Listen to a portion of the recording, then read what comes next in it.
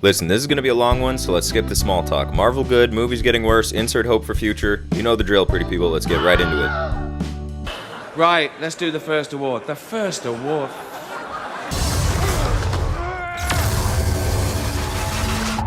Number 34, Eternals, 2021.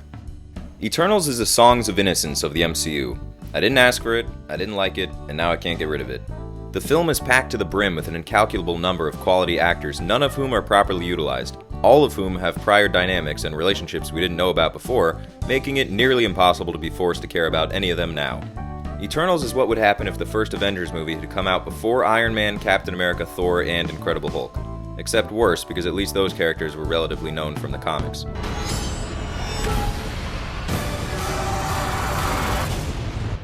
Number 33, Thor: The Dark World, 2013.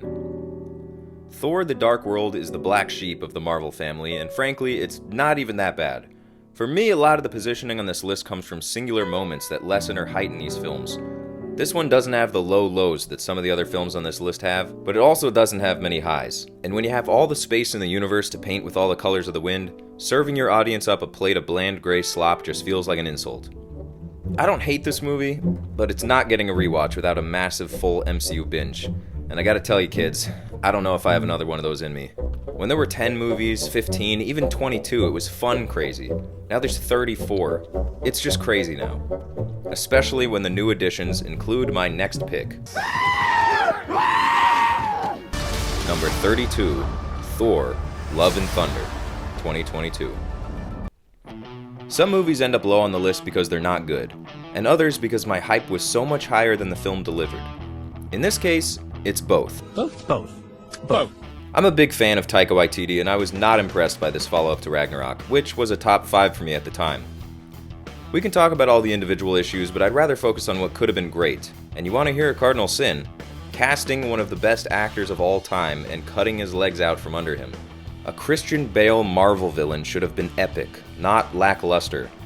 The opening scene sucks, the ending scene doesn't really hit, and everything in the middle had potential to be great but was ruined by bad jokes and abysmal CGI. I gotta move on, but I will leave you with this piece of filmmaking wisdom. If you're going to purposely annoy your audience to be funny, make it funny. Want to hear the most annoying sound in the world? We're looking for Kamala Khan. I'm Kamala Khan. Kamala! Number 31, The Marvels, 2023. I enjoyed watching parts of this movie. I think Aman Vellani is definitely the anchor of the film, holding it all together, and it just barely scrapes by to work as a movie. The pacing of the first act is difficult, especially the first chunk with all the Freaky Friday shit. Okay, so our powers are entangled. An entanglement? Yes. It just moves too fast. But once things balance out and they all come together, we get to breathe a little bit. There are some nice creative moments in the movie. The singing planet is kinda dumb, but I appreciate the effort. I did notice one thing, and I am by no means a physicist, but when Kamala is falling out of the sky, and she creates a barrier to land on before hitting the ground, doesn't that just become the ground at that point? I don't know. Nerds, hit me up in the comments.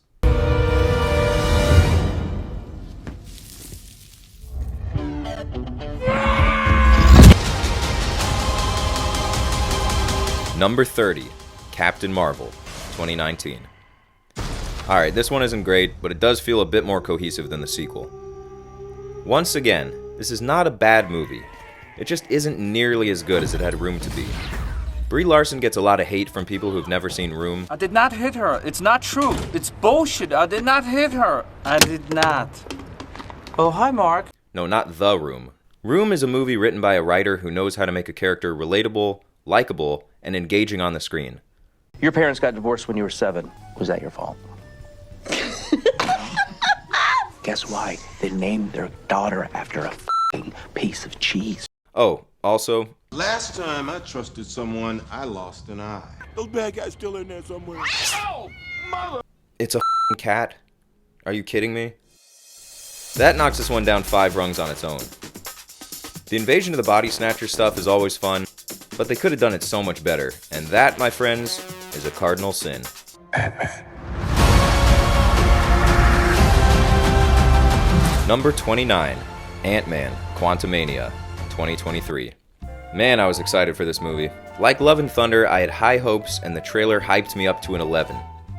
It is great visuals, some interesting plot choices, but I just can't deal with this guy. You always were a brother to me. Egg Boy really ruined this movie for me. I don't like to be petty because I know he's only in it for like 10 minutes, but it's too much. I don't think I can watch this again. Which is a shame because most of the rest of the movie is kind of fun. I'm not even kidding, I think I'd have it at least 5 spaces higher on the list without Egg Boy. And Kang getting bested by a bunch of ants. But the nail in the coffin is the idea that this movie was meant to send the MCU in a totally new direction, and now it's not looking likely, which makes the whole thing feel inconsequential. Bruce, trust me when I tell you I've heard them all. Not this one. Number 28, The Incredible Hulk, 2008. The only true sin of Incredible Hulk is that it had the misfortune of being at the very beginning, before they really figured things out. It just doesn't feel like the same universe as the rest of the MCU. It's not a bad movie. I just don't like characters getting recast in franchises. Didn't expect to see you here.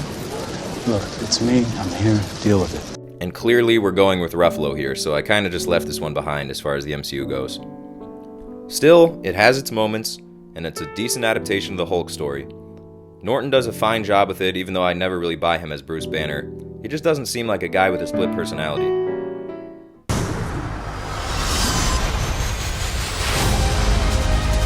Number 27, Black Widow, 2021. Black Widow would have been a lot better a lot sooner. Scarlett should have gotten her solo movie directly after Avengers 1. Waiting until the character is dead is not smart marketing. She could have been on her 3rd movie by the time 2021 rolled around.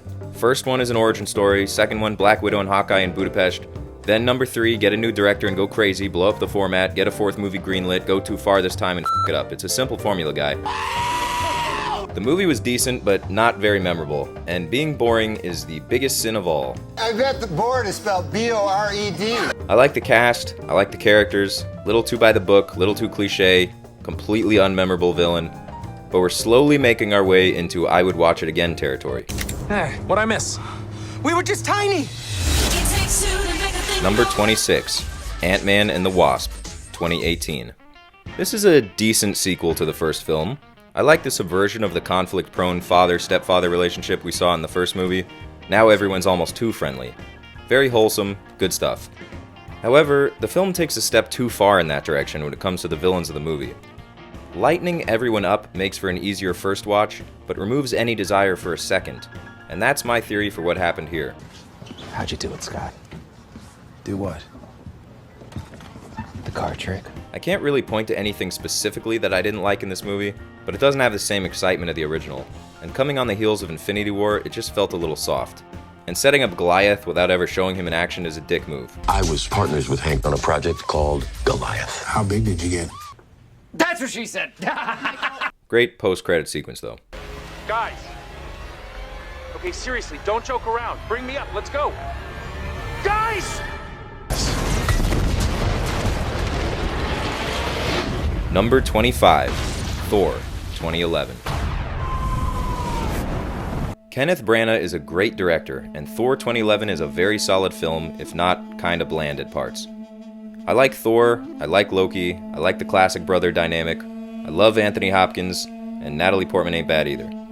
There's a lot to like in this movie, but it was a little too Shakespearean for me, and the non-Loki villains in it are wholly unmemorable. Some positives: the side characters are pretty great. Thor's war buddies are all decently crafted personalities, and none of the humor feels at all forced. However, the ending battle is super lame. You pick the lamest baddie in the lamest setting on the lamest planet, no offense guys, to end your movie. I could not care less about this proxy villain for Loki who could have and should have been present for the final fight. Lame. All in all, decent film. I know, it's great, right? Another!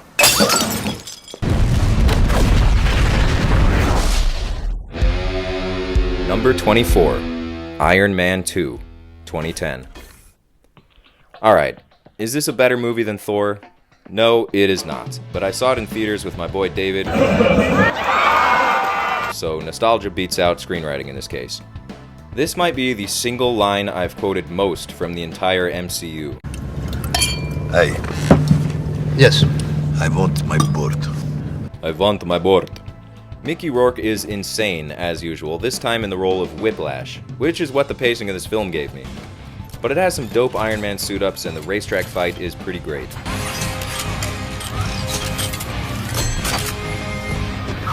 And most importantly, the reason this film isn't lower on the list, 2 words. Iron Man. That sounded weird. Iron Man. Robert Downey Jr. is so electric in this role, even a mediocre movie is fun in his hands. Plus, Justin Hammer rules. He asks us to trust him. I wish I were comforted, Anthony. I really do. But this ain't Canada.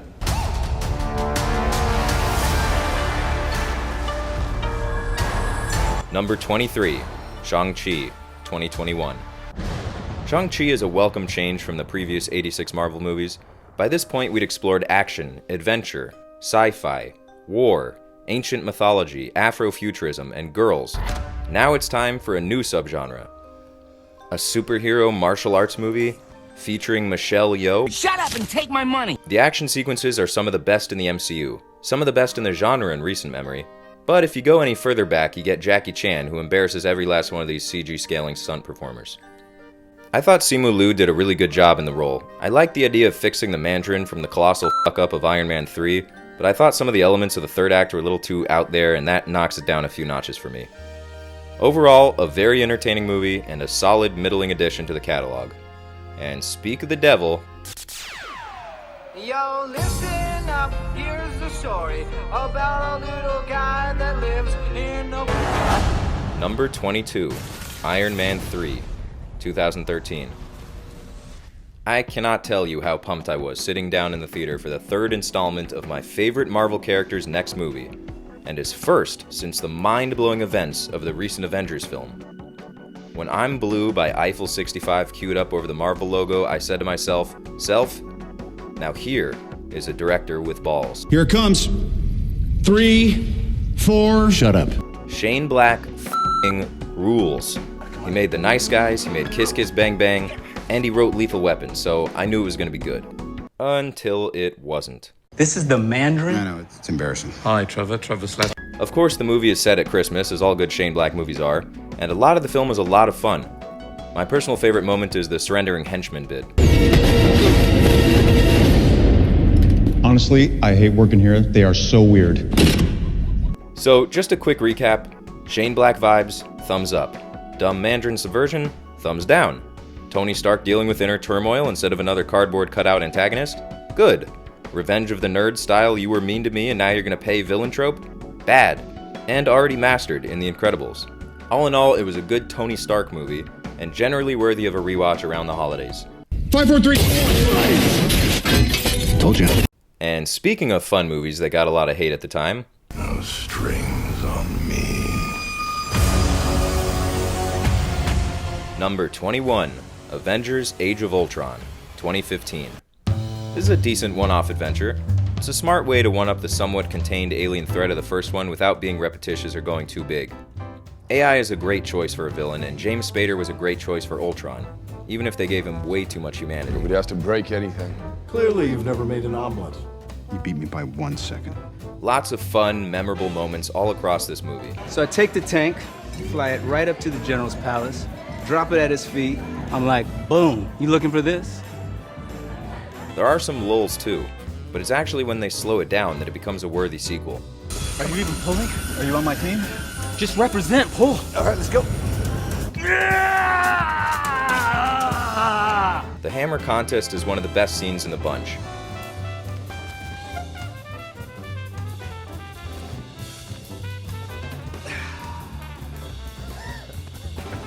And despite Joss Whedon's efforts to be as horny as possible, it still manages to be heartfelt and handle Quicksilver's entrance into the MCU with care. You didn't see that coming. Oh, right. Well, it still manages to handle Wanda Maximoff's entrance into the MCU with care, and cement her as the best Olsen. The concept had a lot of potential. I don't think they fully pulled it off, but it's a solid sequel, and it's a solid one-off Avengers flick. It's a very, very interesting theory. I have a simpler one. You're all not worthy.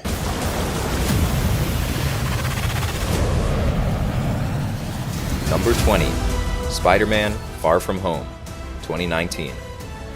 Tom Holland is back in this direct follow-up to Homecoming. Well, not direct, he was in a bunch of other MCU movies. But now he's back, and he's still Spider-Man, only this time, he's having trouble balancing being a superhero with being a teenager. Again. Again. No, this is actually a pretty good movie. I like the villains that turned out to not be real, and who doesn't like Jake Gyllenhaal, you know, other than a bunch of people he's worked with. But he is great, he's f***ing Donnie Darko, leave him alone. Mysterio is fun, I think we could have gone a little bigger, but Holland killed it. It just isn't quite as good as the other two Spider-Man movies we've gotten, IMCO. The Iron Man memorial is nice. I do like that. And speaking of memorials, damn, I'm good at this. Good friends we have, and good friends we love. Everything's gonna be alright now. Everything's gonna be alright. And when I wake up. Number 19, Black Panther, Wanda. Number 19. Black Panther, Wakanda Forever, 2022. Well, first things first. Rest in peace, Chadwick. His loss was a lot bigger than the future of a comic book movie series.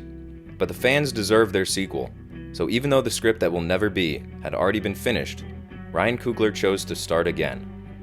Acknowledging that the whole team, as well as the whole world, was dealt a shit hand with this one, I believe overall they did a decent job dealing with it.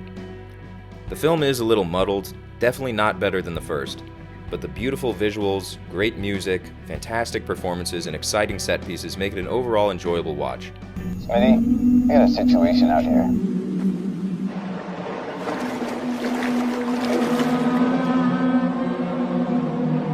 The siren-like introduction of the Sea People is sick.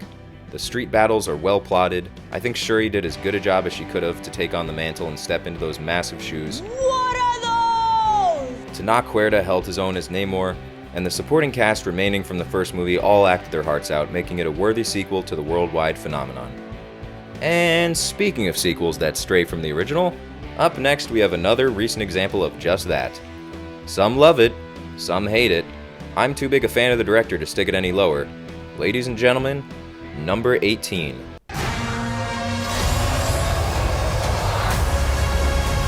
Doctor Strange in the Multiverse of Madness, 2022. In the same year as Wakanda Forever comes a film very much pulled in two directions. One is that of the wild Sam Raimi and his creative insanity, and the other is of Marvel's multiversal plotline, which is admittedly not explored much in this movie. I mean, what, we get a 90-second sequence of traveling the multiverse, then explore a couple of planets and call it a day? I mean, what are we doing here? I really don't think swapping red and green lights is an adequate enough example of an alternate universe when you have movies like Everything Everywhere All at Once bodying you on a way smaller budget. Nevertheless, this movie is filled with one of my favorite things a film can have: huge risks, if done well. Some of the risks in Multiverse of Madness are very solid, and some are not very solid. But it is exciting and has a couple of memorable bits. The music battle was extremely creative.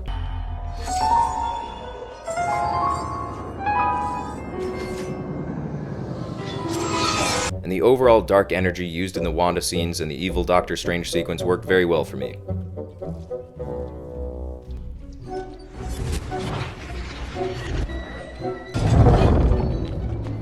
Is it a masterpiece? No. Does it deserve to be this high on the list? Absolutely not. But this is where it's going. Because it's the closest thing we've gotten to a horror movie in the MCU, and until we get a good one, this one breaks the top 20. You think I'm getting tired? I can do this all day. Number 17, Captain America, The First Avenger, 2011.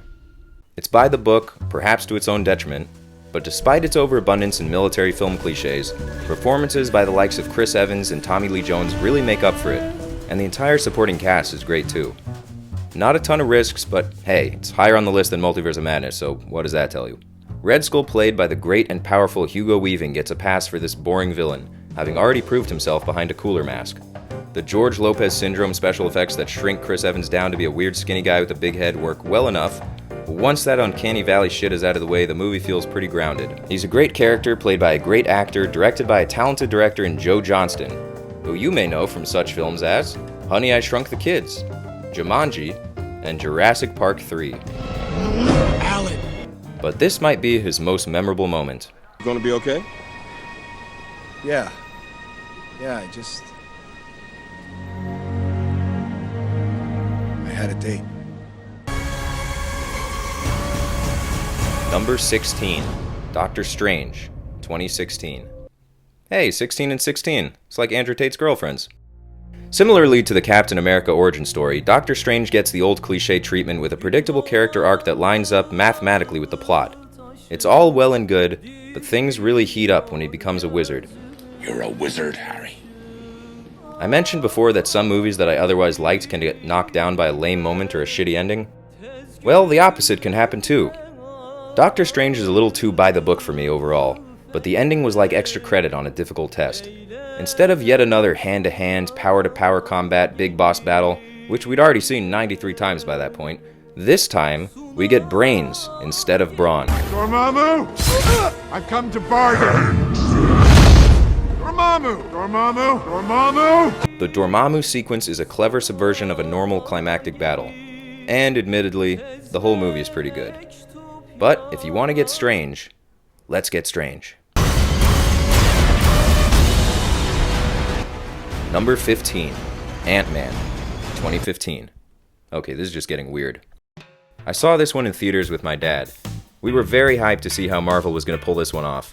They'd done some wonky stuff by 2015, but come on. A center for ants! Paul Rudd is great as always.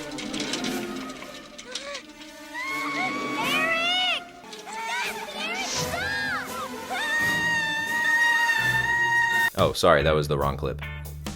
Ant-Man is very funny. The script, the directing, the editing, even the plinky-plunky music by talented composer Christoph Beck adds to the sense of humor of the film. Michael Pena is hilarious as always. Just chillin'. Of course, Ernesto comes to me because he knows I got mad demon skill. Of course, I ask him. Did Emily tell Carlos to tell you? And Michael Douglas is great when he's not too busy with his wife. The music is dope, the editing is tight, the villain is... Overall, very impressive. 3.8 stars.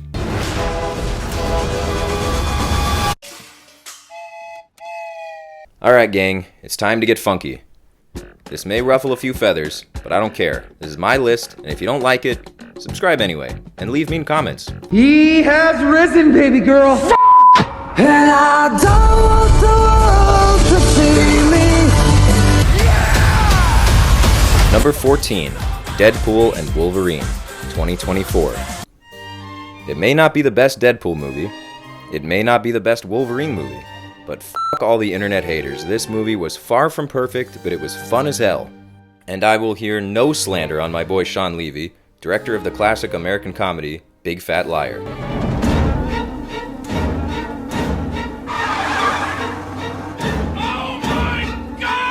From the very beginning, the movie makes it clear that it's doing its own thing. It's going its own way, and like all the Rian Johnsons before him, Levy was levied with a barrage of overreactions and underreactions, negative press covfefe and positive press covfefe, and all I can think of is this.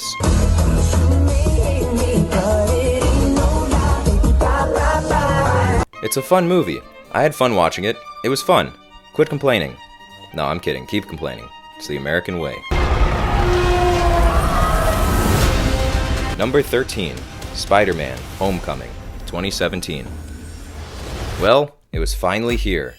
After 2 successful attempts at adapting the character for the big screen with Tobey Maguire and Andrew Garfield in Spider-Man 1 and 2 and The Amazing Spider-Man, and 2 unsuccessful attempts at continuing the franchise in Spider-Man 3 and Amazing Spider-Man 2, Marvel finally got the rights back from Sony, who had nearly gotten us into a war with North Korea, to adapt their most popular property, and gave a 3rd young actor a shot at Peter Parker. It's been said many times that Tobey was perfect for Peter Parker, but too nerdy for Spider-Man, and Andrew was perfect for Spider-Man, but too cool for Peter Parker. Tom Holland was the best of both worlds, and even better, for the first time he actually seemed like a kid, which made the stakes feel all the higher. Michael Keaton is an absolute legend. He's Beetlejuice, he's Birdman, I'm Batman. And now, he's another winged beast, the Vulture, who, in a stunning twist... The scene in the car is almost too much to bear. Possibly a top 5 moment? I don't know. Maybe so. Or maybe it goes to this.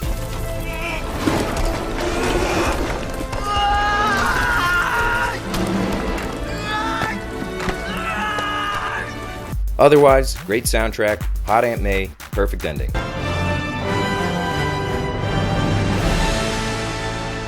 What the? And away we go. Number 12, Guardians of the Galaxy, Volume 2, 2017. Alright, here's an interesting one. It wasn't what I was expecting. I knew when I saw it that I didn't like it as much as the first, but I have grown to like it more over time. I'm a huge Kurt Russell fan, so that was a big plus for me. The planet design is great, and even though I wanted to see more from the movie like the first one, slowing down the pacing and containing the story made for a fuller character arc for both Peter and Ego's storyline, as well as Gamora and Nebula. This is probably the most emotional movie in the MCU. Okay, second most emotional. But despite the overabundance of dumb jokes, which keep it from rising higher, See, you just told everyone your deepest, darkest secret? Dude, come on! the soundtrack is fire. Maybe even better than the first movie. Yondu's redemption arc is beautiful. You look like Mary Poppins. Is he cool? Hell yeah, he's cool. I'm Mary Poppins, y'all! And the ending is just too hard to top. It's just some unspoken thing. Plus, Sylvester Stallone. Come on. I know I have to go.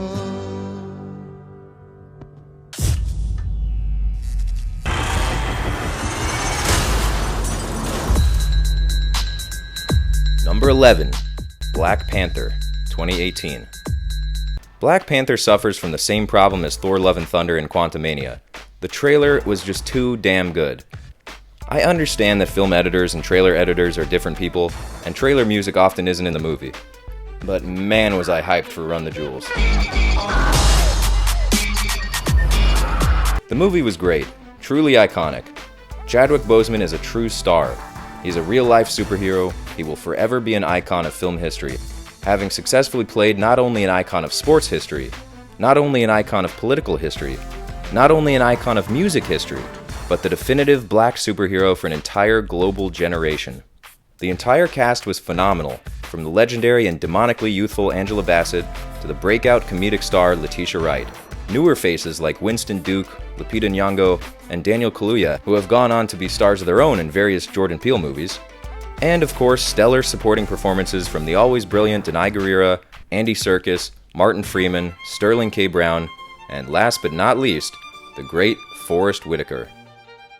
But the true standout in the film was Michael B. Jordan as Killmonger. Even if he can be a little cringe, as the kids say. The movie is deeper than most in the MCU, and the hero is a much more contemplative sort, a leader who's learning to be the best version of himself. Alright gang, here we are, the top 10, beginning with number 10, Guardians of the Galaxy, Volume 3, 2023. Guardians of the Galaxy Volume 3 was pretty much exactly what I expected. It toned down the goofiness from Volume 2 and toned up the emotion. I appreciated how the Peter and Gamora situation was handled. Rocket's backstory was horrifying but done very well, especially given the medium. James Gunn is a genius, truly a master puppeteer of human emotions. Yet another great soundtrack, beautiful world designs, and a killer villain performance from the dude from Peacemaker. The one-shot fight scene was executed very well, much preferred to the old boy knockoffs we've been seeing a lot of lately. This finale feels warmer than previous ones, which complements the fact that the rest of the movie was bleak as f***. We get another weird planet off the checklist, deal with Golden Boy after years of anticipation, and finally get some closure.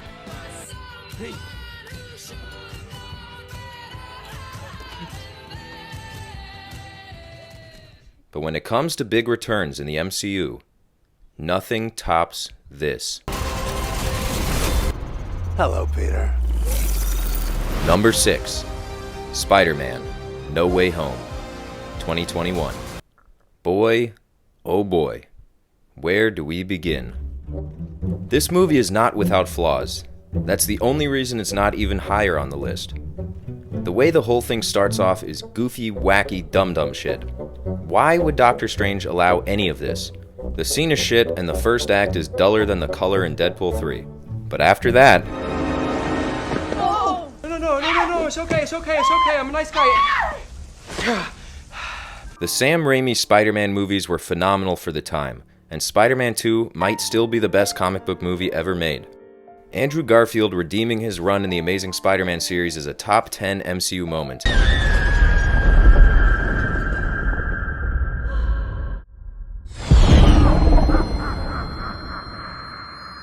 And his performance crushed everyone else in the film. Seeing him and Tobey back again was wild, especially in this universe.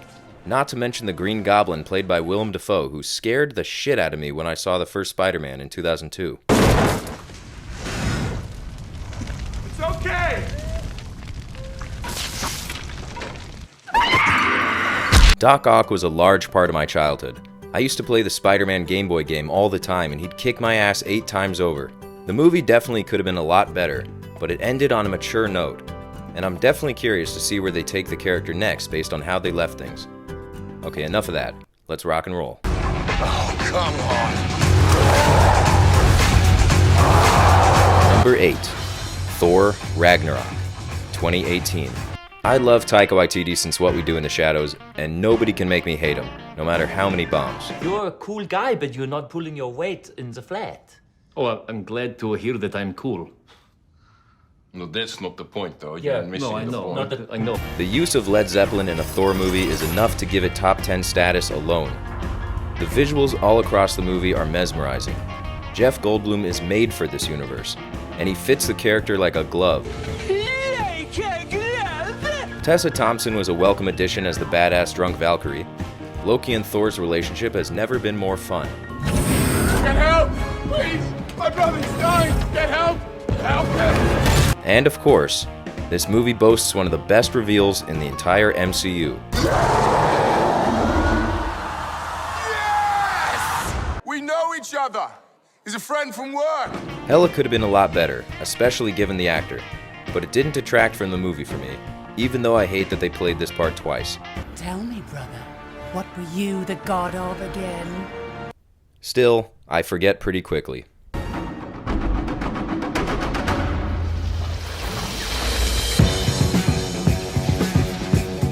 Taika's weirdness fit the film perfectly. It was an extremely welcome change from Thor 1 and 2, and it set us right up for Infinity War, so it gets one of the most important post-credit sequences in the MCU to top it all off. All in all, I think the reason this movie works is the same reason Love and Thunder doesn't. This film was a welcome change.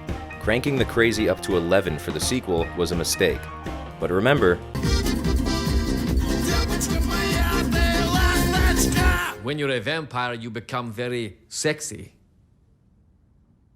Alright, now it's time to really get serious. Number 7, Captain America, The Winter Soldier, 2014. Quite possibly the best film out of the entire series, just not my personal favorite at this time. This is another one I was lucky enough to see in theaters with some fellow filmmakers. An incredible first watch. The elevator scene is iconic. The spy thriller tone is levels above anything else we've seen in the MCU.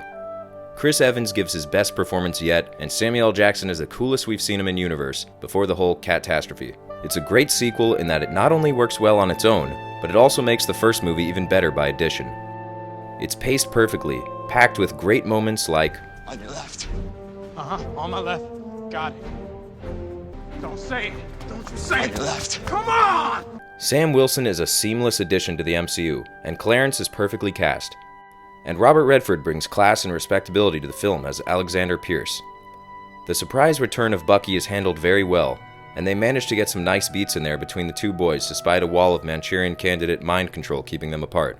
This is as close to a perfect movie as there is in this stretch of 34 films, and the small nitpicks are just that. I don't love the whole trying to bang 2 different generations of women in the same family, but I get it.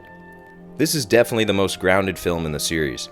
If you were trying to introduce a non-superhero fan to the MCU, this would be the one to start with. Or...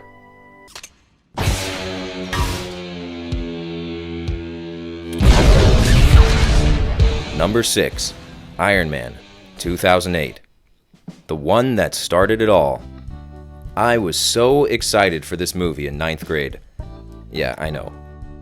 I remember all the anticipation, and director Jon Favreau knocked it out of the park. Despite loads of problems on set, daily rewrites leading to last-minute changes, and improv that would serve as building blocks for the film and the MCU. The crudeness of the way the clay was slapped together could not be seen in the final piece. The masterpiece, that is. The origin story for Tony Stark is still one of my favorites out of any MCU character, second only to my #1 pick.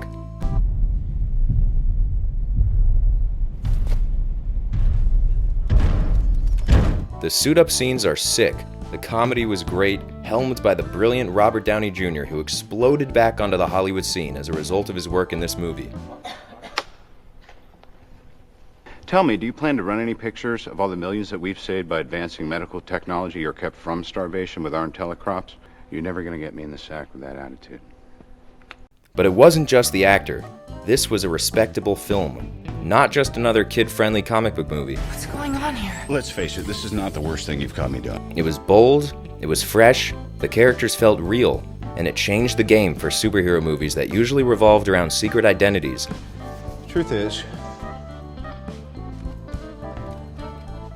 the hard rock soundtrack was exactly what the movie needed, and because it was playing diegetically from within the movie rather than a soundtrack, it added to the character.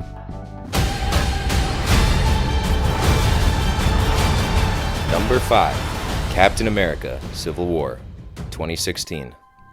I saw this movie on a plane on the way back from a funeral, and it still made top 5.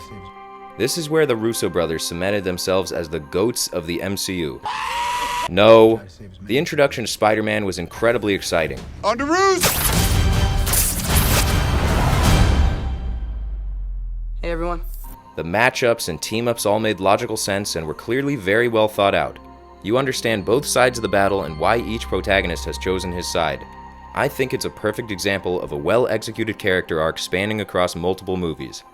When we first meet Cap, sure, he's a plucky do-good puppet for the American government, but after the events of Winter Soldier, Cap no longer trusts his government, and Tony, who traditionally has gone against Big Brother, was terrified by his failings in Age of Ultron, and now thinks the government needs to step in to keep them in check. It's the most political movie in the MCU without ever stepping into actual American politics. Whew. And to top Spider-Man, we get to meet another new MCU character and legend of the comics in Black Panther. This guy is easily the most badass character in the film, and the suit looks better than it ever was again. Ant-Man meeting the Avengers is a fun bit, and the giant man scene is great stuff. The movie contains some of the best dialogue in the MCU, all on a TV screen small enough to fit on the back of a plane seat. And that's when I learned the true power of movies. Actually, I'll tell you when I really felt the power of movies was in the summer of 2012. Now, maybe this is pure nostalgia, because this movie no longer deserves to crack the top 5. But you have to understand, at the time that this mega hit came out, the closest thing we had to a superhero team-up movie was Fantastic Four, and the only thing fantastic about it was the name and the casting. But this was truly fantastic. It was like nothing we'd ever seen. Number 4, Marvel's The Avengers, 2012. The one that started it all. Again. Seeing this in theaters was like nothing we'd experienced prior. This was the true start of the MCU and still holds up as a well-balanced introductory arc to the OG team and their first battle together. We get so much fan service. We get Cap versus Thor versus Iron Man. We get a much stronger reintroduction to Black Widow than we had in Iron Man 2. And we got this iconic Hulk scene. And I will not be bullied by that. Wait, sorry. This one. That's my secret, Cap. I'm always angry. The arrival of Thor under a clap of thunder made him cooler than he was in his own movie. What's the matter? Scared of a little lightning? I'm not overly fond of what follows. And Iron Man showing up blasting AC/DC was even cooler. Big man in a suit of armor. Take that away, what are you? Genius, billionaire, playboy, philanthropist. We got Loki at his absolute peak. This is where audiences really fell in love with Tom Hiddleston's performance of the top-tier Marvel villain. But wait, that's not all. We got fun alien villain armies with unique designs and epic circling camera shots that leveled up the entire medium. The story wraps up decently well, setting up excitement for the future of the MCU. Plus, Iron Man gets to save the day? Thank you, and more please. Now, the next Avengers movie may not have been an impressive follow-up, but boy, oh boy, did the other two make up for it. You can't talk one without the other, but for my money, we'll start with number 3. Captain Sam, can you hear me?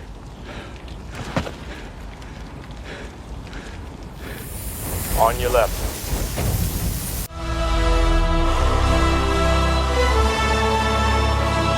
Avengers Endgame 2019. They tried to fool us with the name changes, but it was Agatha all along. Endgame paid off everything that Infinity War promised.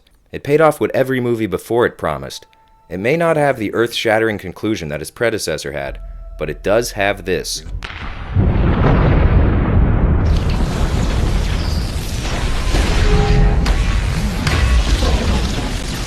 And this.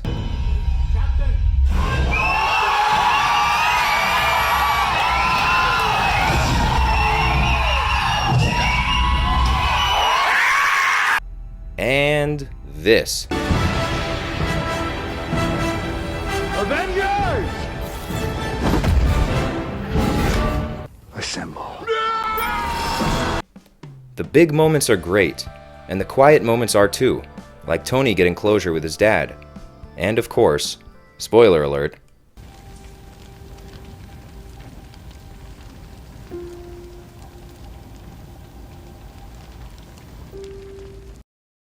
this was a fitting end to the 22-film run, with the exception of the Professor Hulk nonsense, and some, shall we say, crudely crowbarred-in girl power. Not that there's anything wrong with that. The movie was essentially perfect.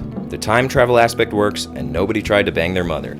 The writing is top tier for the MCU, with roadblocks sending characters pivoting in more interesting directions, leaving room for growth and adaptation. But who cares about writing?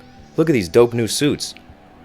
We got crazy battles involving tons of cool moments with dozens of beloved characters and sidekicks, culminating in another top 5 MCU moment.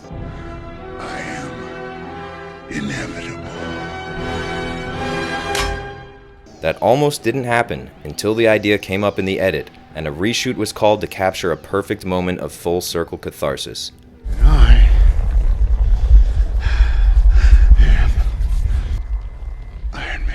And the finale is a beautiful wrap-up of Cap's story, finally giving him a happy ending.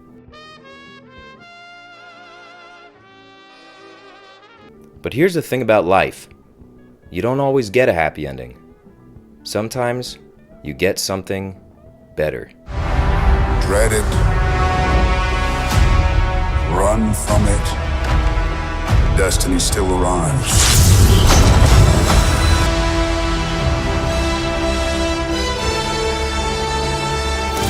Number 2, Avengers Infinity War, 2018. There's no other way to say it. This was a mind-blowing movie. Comic fans knew about the snap, and they knew it was possible, but actually seeing it actually happen, and having half of the heroes we've gotten to know over 10 years vanish at the end of the big movie we've all been waiting for, was a ballsy move to say the least. Now, we knew it was a part 1, and that meant there couldn't be a fully happy ending. But they didn't even try to soften the blow. Wait till you see this next one. Everybody dies. Dude. Not everybody.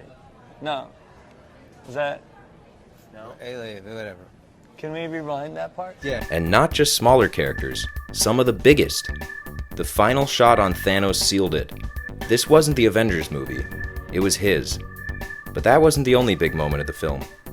As soon as that sweet 70s funk started bleeding in, I knew we were in for a good time. The scope of it all feels so grand in Main Event, and every scene only furthers that notion, like Spider-Man becoming an Avenger, and meeting the Guardians for the first time. What master do I serve? What am I supposed to say, Jesus? Probably the coolest moment in the movie is Thor's epic arrival to battle.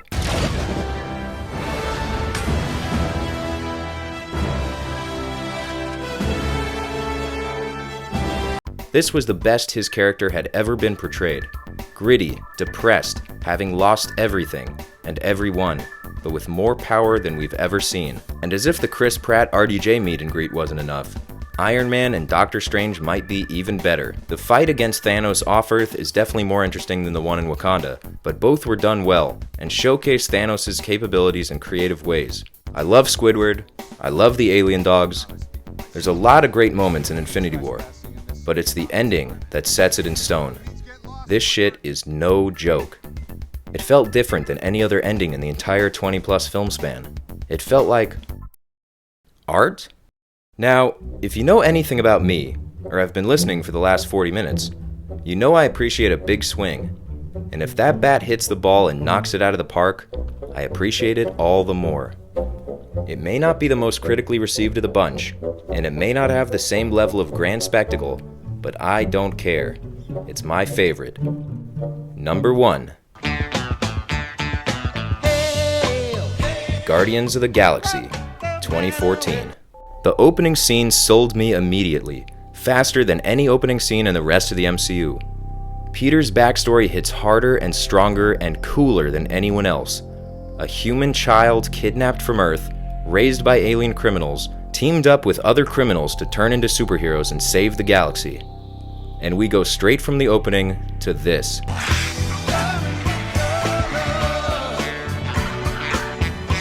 This group of misfits was a breath of fresh air. It was the best of the Avengers, but with a nastier attitude. Instead of a Hulk, we get a murderous tree. Instead of a super soldier, we get a f***ing raccoon.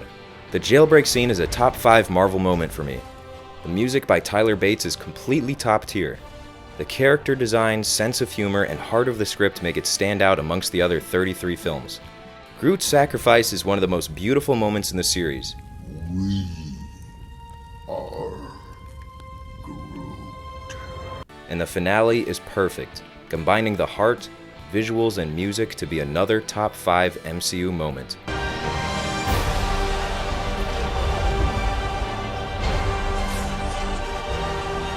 The villain played by Lee Pace is alright as a stand-in for Thanos, but he's interesting enough to not take away from the film. Because it's not about the villain, it's about the problems the heroes have within themselves.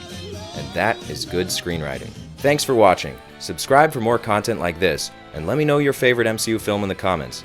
Or, if you're feeling froggy, give me your own ranking and tell me why mine sucks. Now, I know that it's confusing, but it's one thing to question the official story, and another thing entirely to make wild accusations or insinuate that I'm a YouTuber. I'm just not the YouTuber type, clearly, with this laundry list of character defects, all the mistakes I've made, largely public.